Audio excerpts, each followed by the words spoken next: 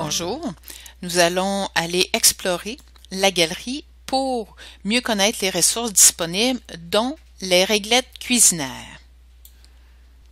Tout d'abord, les réglettes sont placées dans l'essentiel de la galerie, qui est le deuxième onglet ici.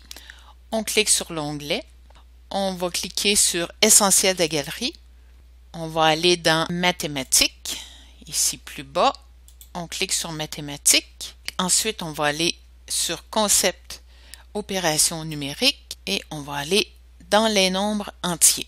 Ici, dans les nombres entiers, vous avez le choix de lignes de chiffres ou de règles de nombres entiers. Alors, on va y aller avec les règles de nombres entiers. Et nous avons ici, dans le bas, l'illustration des réglettes. Vous les avez en deux formats.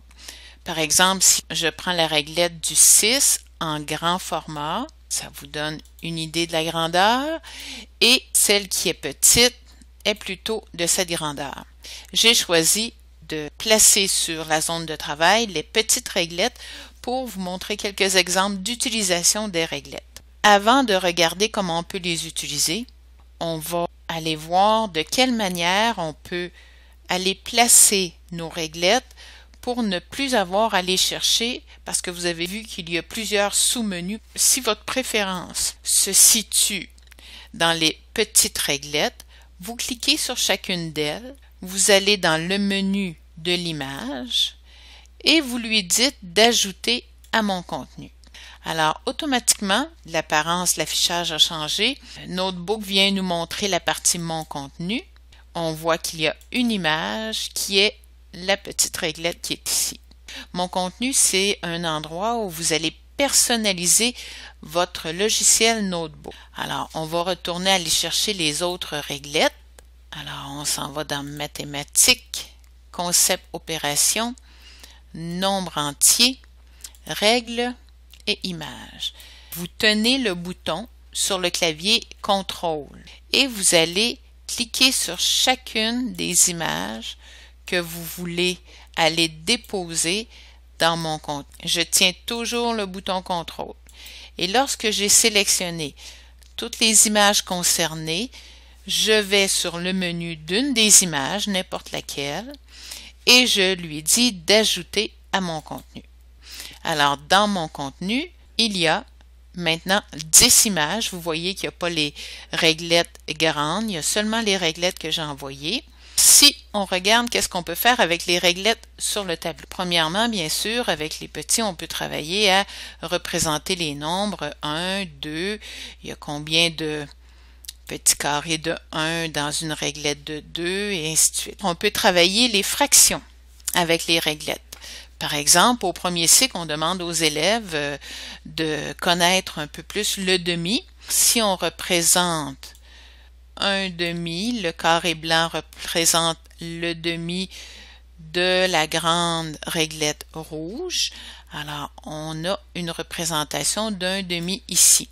Si on essaie de représenter un autre demi, alors on peut prendre la réglette de 3, qui est le demi de la réglette de 6. On a ici un demi et ici on a un demi.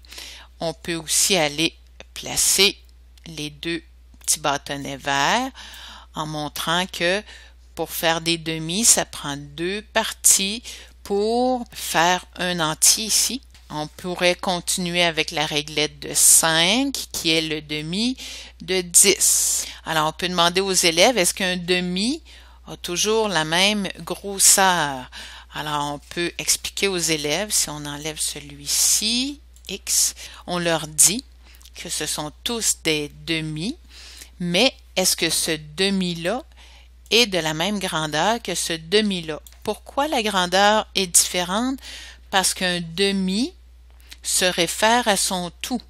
Ici, c'est le demi de ce tout ici, tandis que ce demi-là est le demi du tout qui est ici. Alors, quand le tout change, la portion du demi qu'on considère change bien sûr. On peut demander aux élèves aussi de nous représenter, par exemple, 2 et 1 demi. Alors, un entier. Alors, je décide que c'est mon entier. Je sais que c'est ma réglette de 6. Je prends un demi. Alors, j'ai comme fait ma demi ici, mais j'ai un 2 à faire. Pour faire le 2, je dois avoir 2 entiers. Alors, je vais venir représenter un deuxième entier et un demi.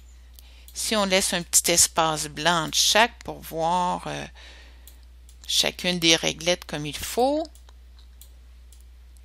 ça permet aussi à l'élève, on peut lui demander de quelle autre façon tu peux écrire 2 et demi. Alors, l'élève est à même de constater qu'il y a 1, 2, 3, 4 et 5 demi. On peut demander aussi aux élèves d'additionner des fractions. 3 cinquièmes plus 4 dixièmes.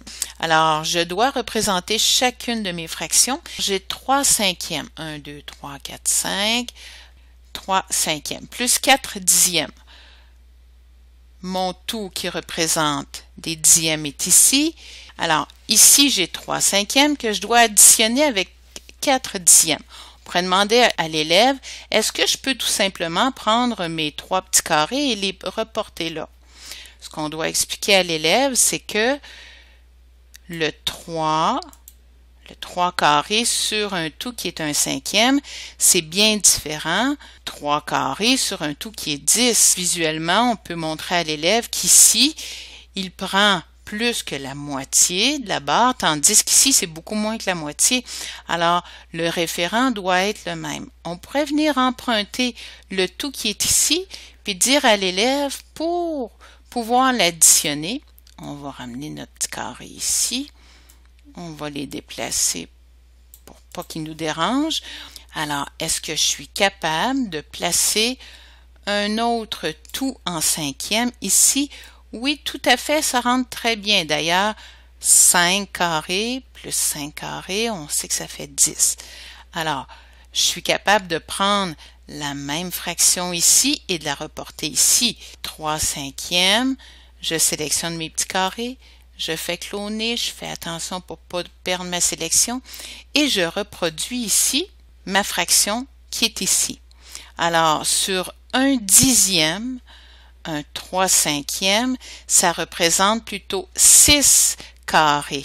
Maintenant, je peux enlever mes cinquièmes puisque je travaille maintenant avec des dixièmes et je vais venir placer les carrés que j'avais au départ qui appartenaient aux 4 dixièmes. Alors 1, 2, 3, 4, 5, 6, 7, 8, 9 et 10. On a bien 10 carrés. Alors 3 cinquièmes plus 4 dixièmes, ça donne 10 dixièmes ou un entier.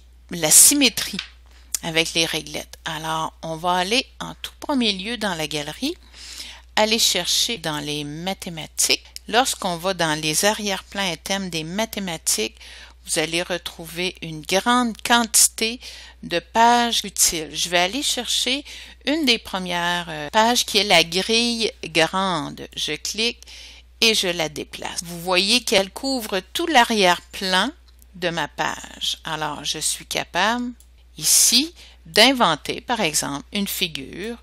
Je prends une réglette verte. Je viens placer une réglette rose, par exemple, et je viens placer une réglette rouge que je fais pivoter pour la placer, par exemple, ici. On décide que l'axe de symétrie est ici. Alors, on va demander à l'élève qui vient de produire un dessin avec les réglettes de reproduire ce dessin de l'autre côté. L'élève va remarquer qu'ici, il fait 1, 2, 3 cases sur cette ligne et il arrive à la réglette verte. Alors, on va commencer par la réglette verte ici. Alors, 1, 2, 3. On va aller chercher une réglette rouge. On peut venir la chercher ici. Cliquer sur le menu et faire cloner. Elle est déjà orientée de la bonne manière. On peut venir chercher la réglette rose ici. Cliquer et faire cloner. Si on a besoin que l'élève travaille davantage à faire la rotation, bien, on n'utilisera pas le cloné, on va plutôt venir chercher les réglettes en haut, lui demander de sélectionner sa figure, lui faire une rotation et venir la placer au bon endroit. Alors, pour vérifier, 1, 2, 3, 1, 2, 3, c'est bien correct. Et si je regarde, il y a un carré entre la réglette rouge et la réglette rose et la même chose ici. Alors, c'est possible de travailler aussi la symétrie et de permettre aux élèves d'imaginer un objet, produire la réflexion de l'autre côté.